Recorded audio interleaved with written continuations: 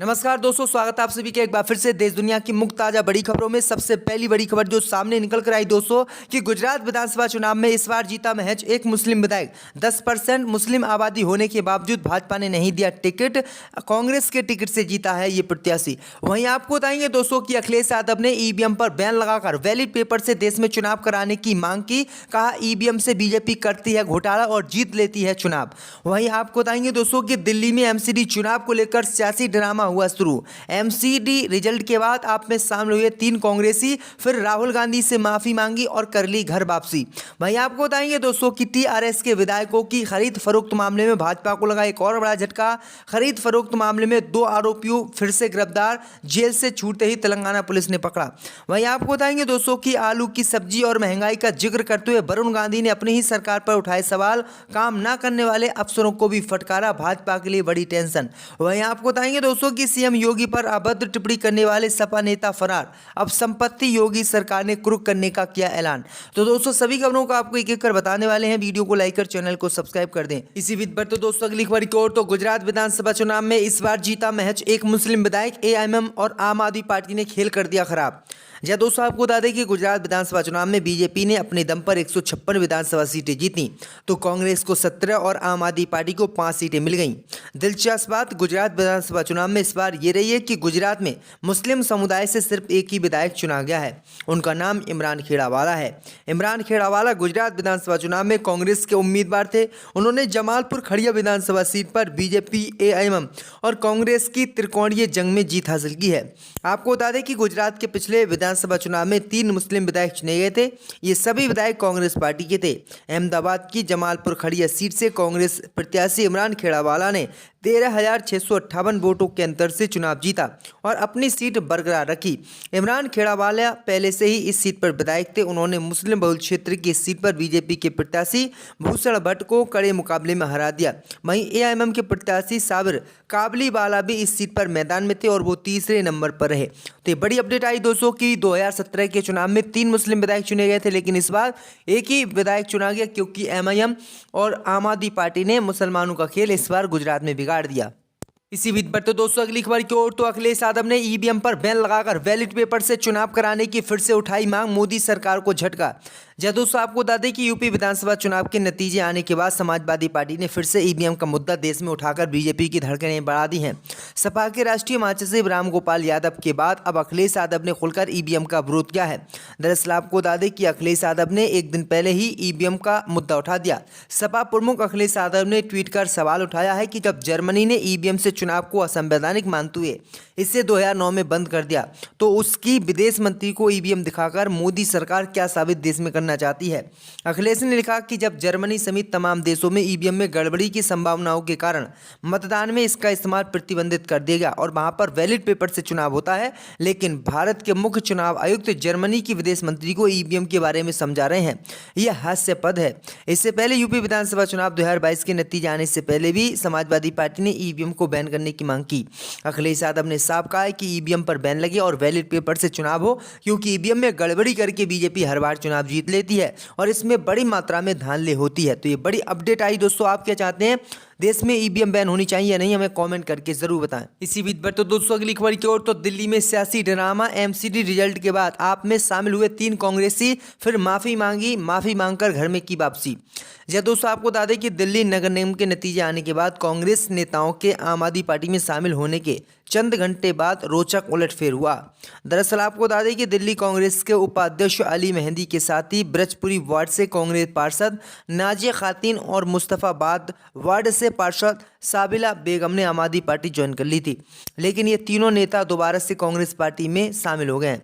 इस घटनाक्रम के कुछ घंटे बाद दिल्ली कांग्रेस के उपाध्यक्ष अली मेहंदी ने माफ़ी मांगी और कहा कि वह अपनी पुरानी पार्टी में शामिल हो गए हैं। साथ ही कहा है कि मैं राहुल गांधी और प्रियंका गांधी का कार्यकर्ता हूं। वहीं मुस्तफाबाद से पार्षद सबीला बेगम और ब्रजपुरी से नाजिया खातून, जो उनके साथ आम आदमी पार्टी में शामिल हुई थी, वह फिर से कांग्रेस में शामिल हो गई हैं। तो ये बड़ी अपडेट आई दोस्तों कि 3 नेता कांग्रेस पार्टी के आम आदमी पार्टी में शामिल हुए थे, लेकिन 1 घंटे के बाद वो फिर से आम आदमी पार्टी छोड़कर जो है कांग्रेस में शामिल हो गए हैं। इसी बीच पर तो दोस्तों अगली खबर की ओर। तो तेलंगाना में बीजेपी को फिर से लगा एक और बड़ा झटका।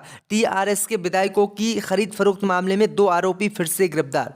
जब दोस्तों आपको बता दें कि तेलंगाना में बीजेपी को आज फिर से बड़ा झटका लगा है। तेलंगाना में टीआरएस के विधायकों की खरीद फरोख्त मामले में 2 आरोपियों रामचंद्र भारती और के नंद कुमार को चंचलगुड़ा केंद्रीय कारागार से जमानत पर रिहा होने के बाद बजारा हिल्स पुलिस ने फिर से गिरफ्तार कर लिया है।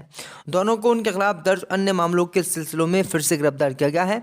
उन्हें दिन में बाद में अदालत में पेश किया जाएगा, जहां रामचंद्र भारती पर कई पासपोर्ट, आधार कार्ड और अन्य दस्तावेज रखने का मामला दर्ज किया गया था। वहीं नंद कुमार के खिलाफ धोखाधड़ी और अन्य अपराधों के लिए 5 मामले दर्ज किए थे।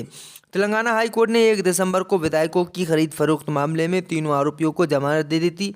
हालांकि वे 1 सप्ताह तक जेल में रहे, क्योंकि वे अदालत के दिशा निर्देशों के अनुसार 3 लाख रुपए के मुचलकों के बाद रिहा हो गए। तो ये बड़ी अपडेट आ रही है दोस्तों। इसी बीच पर तो दोस्तों अगली खबर की ओर, तो आलू की सब्जी का जिक्र करते हुए वरुण गांधी ने अपनी ही सरकार पर उठाए सवाल, काम ना करने पर अफसरों को भी फटकारा। जब दोस्तों आपको बता दें कि पीलीभीत से बीजेपी सांसद वरुण गांधी ने जनसंवाद कार्यक्रम के दौरान आम लोग के काम ना करने वाले अफसरों को जमकर फटकार लगाई। इसके साथ ही उन्होंने शिक्षा व्यवस्था, महंगाई और भ्रष्टाचार को लेकर भी सिस्टम पर सवाल खड़े किए।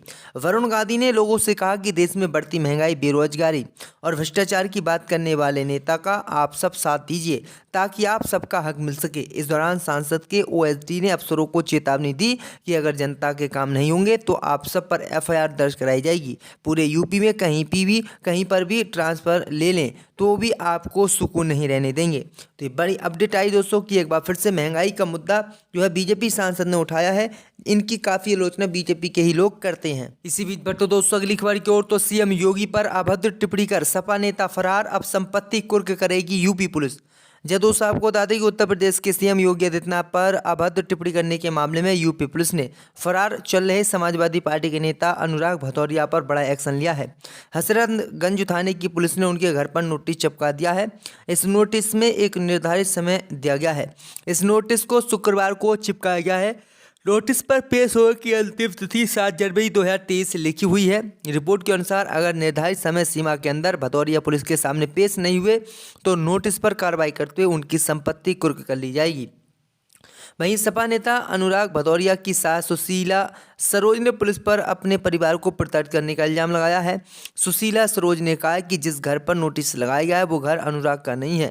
उन्होंने आगे बताया है कि नोटिस चिपका करने पहले पुलिस ने उनसे बात तक नहीं की। सुशील सरोज ने अनुराग भदौरिया की ओर से माफ़ी मांगते खुद को भी गोरखपुर की बेटी कहा। तो ये बड़ी अपडेट आई दोस्तों कि सीएम योगी पर अभद्र टिप्पणी करने वालों पर भी किस तरह से बेड़ियार कार्रवाई करने की योगी सरकार तैयारी कर रही है।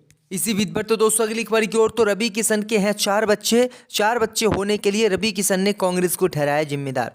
जब दोस्तों आपको बता दें कि भोजपुरी फिल्मों के सुपरस्टार अभिनेता और बीजेपी सांसद रवि किशन और मनोज तिवारी का एक वीडियो सोशल मीडिया पर तेजी से इन दिनों वायरल हो रहा है। इस वीडियो में दोनों नेता एक समाचार चैनल के कार्यक्रम में पहुंचे हैं, जहां उनके जनसंख्या नियंत्रण कानून पर सवाल किया गया। इस सवाल के जवाब में रवि किशन ने अपने 4 बच्चों को लेकर कहा कि अगर कांग्रेस ने जनसंख्या नियंत्रण कानून लाया होता तो मेरे इतने बच्चे नहीं होते। रवि किशन के वायरल वीडियो पर सोशल मीडिया यूजर तरह तरह की प्रतिक्रियाएं दे रहे हैं। इसके साथ ही कांग्रेस और सपा नेताओं ने भी रवि किशन पर तंज कसा है। रवि किशन से एंकर चित्रा त्रिपाठी द्वारा पूछा गया कि आप जनसंख्या नियंत्रण कानून को लाने की बात करते हैं, लेकिन आपके 4 बच्चे हैं, पहले आप ही 2 बच्चे करते तभी तो उन्होंने कहा कि मैं 2 बच्चे करता अगर कांग्रेस पार्टी पहले जनसंख्या नियंत्रण कानून ले आती। यानी कांग्रेस को ही लगातार बीजेपी अब भी जिम्मेदार ठहरा रही है। आज हिंदुस्तान की जनता सिर्फ सुप्रीम कोर्ट के ऊपर ही भरोसा कर रहा है। सुप्रीम कोर्ट सख्त एक्शन ले और सुप्रीम कोर्ट के पास ये पावर है कि वो किसी को भी पूछताछ करने के बाद जेल भेज सकता है। स्वतः संज्ञान लेके अपने ऑर्डर पास करें। अगर सरकारें, उत्तर प्रदेश सरकार सुप्रीम कोर्ट को कोऑपरेट नहीं करती है तो राज्यपाल के ज़रिए या राष्ट्रपति जी के ज़रिए इस सरकार को बर्खास्त कराएं।